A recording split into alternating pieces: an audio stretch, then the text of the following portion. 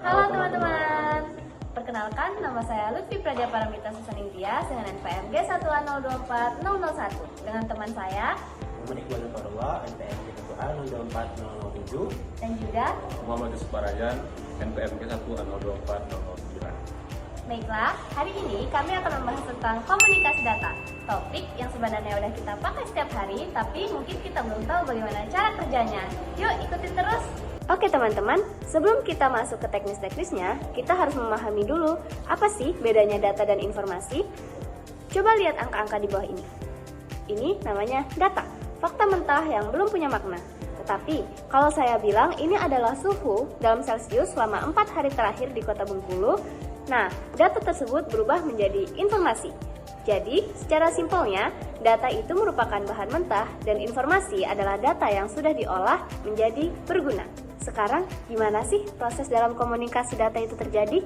Yang pertama, ada source atau sumber yang merupakan pengirim data. Kemudian, yang kedua ada transmitter atau pemancar. Ini merupakan pengubah data yang mengubah menjadi sinyal supaya data tersebut bisa dikirim. Yang ketiga, ada transmission system. Ini merupakan tempat di mana berjalannya data. Kemudian, selanjutnya ada receiver atau penerima yang menerima sinyal dan mengubah balik menjadi data. Yang terakhir, ada destination atau tujuan yang menjadi penerima dari data yang telah kita kirim tersebut. Jadi, untuk flow-nya itu sendiri dimulai dari HP kalian, kemudian lanjut ke modem, kemudian lanjut ke internet, ke server, barulah terakhir ke penerima. Kemudian kita lanjut, supaya komunikasi data ini berhasil, ada 4 syarat yang harus dipenuhi. Yang pertama ada delivery, yaitu data harus sampai ke tujuan yang benar.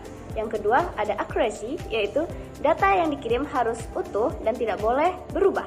Yang ketiga ada timeless, atau data yang disampaikan harus tepat waktu. Dan yang terakhir ada jitter, yaitu variasi kedatangan data. Nah, kalian tahu nggak sih kalau semisal data itu bisa dikirim dengan cara-cara yang berbeda? Jadi, ada 3 cara bagaimana mengirim data. Yang pertama ada simplex, yaitu jalan satu arah. Kemudian ada half duplex, yaitu jalan bergantian. Kemudian yang terakhir ada full duplex, yaitu jalan 2 arah bersamaan. Contoh dari simplex itu sendiri atau jalan satu arah itu seperti kita sedang mendengarkan radio. Kita dapat mendengarkan lagu dari radio, namun kita tidak dapat merequest secara langsung ke dalam radio tersebut. Kemudian selanjutnya contoh untuk dari half duplex atau jalan bergantian, yaitu seperti cara kerja walkie-talkie di saat satu sedang berbicara, lalu yang lainnya mendengarkan. Yang terakhir, contoh dari full duplex yaitu jalan 2 arah bersamaan, itu contohnya seperti jalan raya biasa yang bisa dilalui dari 2 arah. Jadi, data itu dikirim dalam bentuk sinyal. Ada 2 jenis sinyal yang dapat mengirimkan data. Yang pertama, ada sinyal analog yang dapat kita umpamakan seperti gelombang laut, yaitu naik dan turun secara halus. Yang kedua, ada sinyal digital yang dapat kita umpamakan seperti lampu on-off yang hanya memiliki 2 nilai, yaitu nilai 0 dan 1. Baiklah teman-teman, itu tadi merupakan fundamental dari komunikasi data yang telah kita bahas. Yang pertama ada data versus informasi, yang kedua ada 5 komponen sistem komunikasi, yang ketiga ada 4 syarat komunikasi efektif, yang keempat ada 3 mode transmisi, yang kelima ada 2 jenis sinyal dan medianya. Apabila kalian bertanya-tanya, gimana sih semua komponen ini diatur biar bisa bekerja bersamaan dengan rapi? Nah, itu yang akan dijelaskan oleh teman saya yaitu Iqbal. Thank you Lutfi. Jadi tadi kita sudah membahas tentang basic components-nya. Nah, sekarang kita bayangin kalau kita mau bikin rumah, ada fondasi, dinding dan juga atap kan? Nah, di komunikasi data juga ada arsitekturnya. Itu yang kita sebut dengan model berlapis. Kenapa perlu model berlapis? Bayangin kalau kamu bikin HP, softwarenya langsung ngatur ke sinyal radio. Bakal ribet banget. Makanya dibikin model berlapis agar tiap layer memiliki tugas masing-masing. Ada 2 mode utama dari komunikasi data, yaitu OSI dan juga TCP/IP. Nah, kita mulai dari OSI dulu ya. OSI yaitu singkatan dari Open System Interconnection, dibuat pada tahun 1980-an biar semua vendor komputer bisa kompak. Ada 7 layer dari bawah ke atas. Mari kita bahas. Layer pertama, physical, yang mengurus bagian kabel, listrik, dan sinyal fisik. Contohnya, kabel Ethernet dan Wi-Fi antena. Layer kedua, data link, yang mengatur pengiriman data antar tetangga secara langsung. Contohnya, internet dan Wi-Fi protokol. Layer ketiga, network, yang mengatur bagian rute. Contohnya router dan IP protokol. Layer keempat, transport, yang memastikan paket nyampai dengan benar. Di transport ada dua tipe, yaitu TCP dan UDP. Layer kelima, session, yang mengatur sesi komunikasi. Contohnya login session ke website. Layer keenam, presentation, yang mengatur format data dalam contoh JPEG, MP3, PDF maupun inskripsi. Layer yang terakhir, application, yang mengatur langsung interaksi sama user. Contohnya WhatsApp, Instagram, dan juga Chrome. Ada cara gampang untuk mengingat how people seem to need data processing. Tinggal kita ambil saja huruf pertamanya, AP, ST, and DP. Nah, di dunia nyata ternyata yang dipakai bukan OSI aja loh, tapi ada TCP/IP. Kenapa? Karena lebih simpel dan udah terbukti. TCP/IP memiliki 4 layer di dalamnya. Yang pertama, network access, yaitu gabungan physical dan data link USI basically dari semua hardware stack.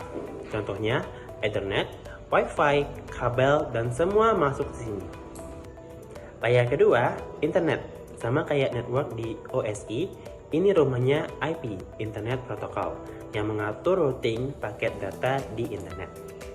Layer ketiga, transport, dengan sama persis seperti kayak OSI layer keempat, dengan memiliki dua bagian, TCP dan UDP. TCP dalam artian reliable tapi agak lambat, dan UDP fast tapi best effort.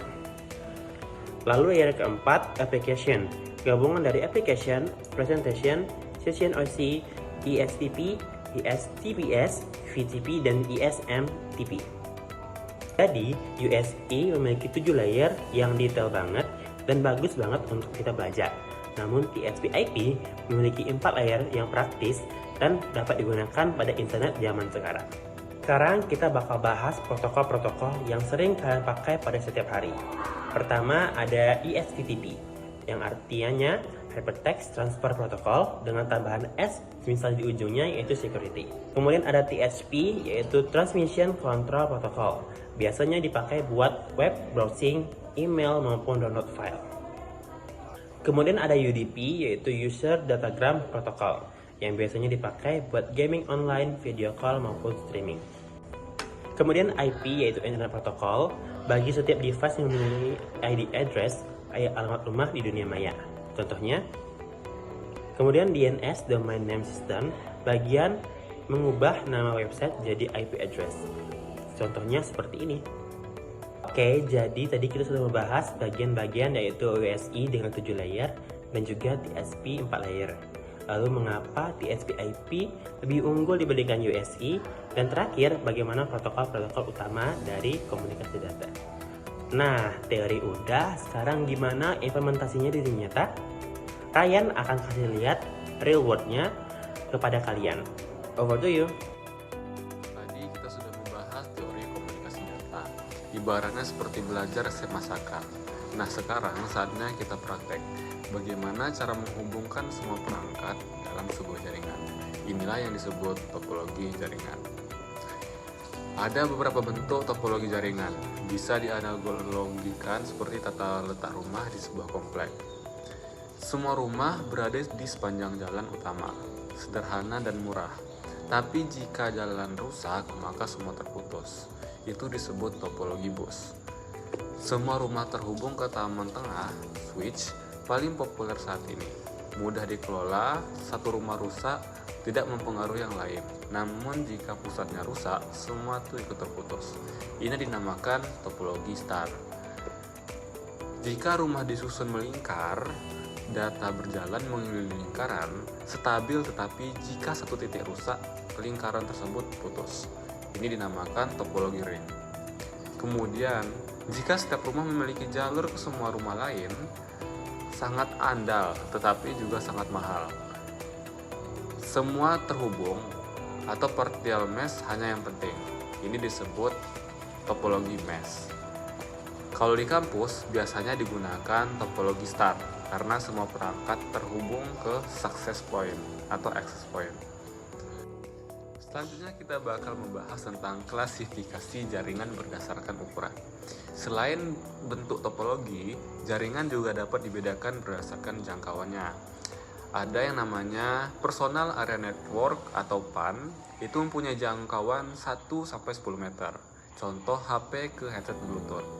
Kemudian ada Local Area Network atau biasa disebut LAN, jangkauannya satu gedung atau kampus. Contoh WiFi kampus, warnet, karena cepat dan bisa dikelola sendiri. Kemudian ada Metropolitan Area Network atau MAN, yaitu mencakup satu kota. Contoh jaringan antar cabang bank dalam satu kota. Kemudian ada WAN atau Wide Area Network, mencakup antar kota hingga antar negara. Contohnya internet. Untuk analoginya, PAN bisa diibaratkan seperti kamar kos, LAN itu gedung kos, MAN kompleks perumahan, sedangkan WAN itu seluruh kota. Next, multiplexing. Karena biaya kabel internet mahal, tidak mungkin setiap orang punya jalurnya sendiri-sendiri. Solusinya adalah multiplexing, yaitu berbagi jalur komunikasi. Nah, untuk multiplexing sendiri ada beberapa jenis, yaitu yang pertama ada FDM atau Frequency Division Multiplexing. Ini mirip radio, tiap stasiunnya itu punya frekuensi sendiri. Kemudian ada Time Division Multiplexing atau TDM. Ini mirip antrian ATM, jadi semuanya bergiliran menggunakan jalur. Kemudian ada WDM atau Wavelength Division Multiplexing. Ini khusus fiber optik. Satu kabel bisa membawa banyak warna cahaya sekaligus, sehingga kecepatannya sangat tinggi. Beberapa nyatanya adalah web scraping. Misalnya bagaimana Tokopedia bisa mengetahui harga produk di Shopee, atau bagaimana Google mengetahui isi website. Prosesnya itu yang pertama, robot mengirim permintaan ke website. Website membalas dengan kode HTML. Robot mengambil data yang diperlukan, misalnya nama produk dan harga, kemudian data disimpan untuk analisis lebih lanjut. Alat yang biasa digunakan meliputi Python berupa Request Beautiful Soup sama Scrapy. Kemudian ada Selenium dan Postman. Contoh nyatanya tuh scraping data film dari IMDb untuk membuat sistem rekomendasi. Namun scraping harus dilakukan secara etis, tidak mengambil data pribadi dan tidak sampai merusak server.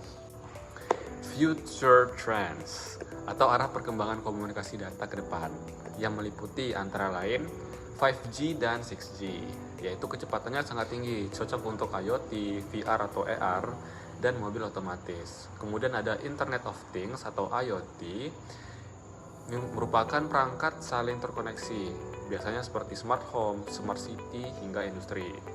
Kemudian ada edge computing, di mana data diproses lebih dekat ke pengguna, tidak harus selalu ke server pusat. Kemudian ada software defined networking atau SDN, di mana jaringan bakal dapat dikendalikan melalui kode, jadi lebih fleksibel untuk dikembangkan. Jadi hari ini kita sudah membahas topologi jaringan, diantaranya ada bus, taring, dan mesh. Kemudian ada klasifikasi jaringan, ada PAN, LAN, MAN, dan WAN. Kemudian ada multiplexing, FDM, TDM, dan BDM. Kemudian tadi kita sudah belajar tentang studi kasus web scraping. Ada juga future trends-nya nanti, yaitu seperti 5G, IoT, dan edge computing. Dari konsep dasar hingga tren terbaru, semua menunjukkan bahwa dunia saat ini semakin terhubung melalui komunikasi.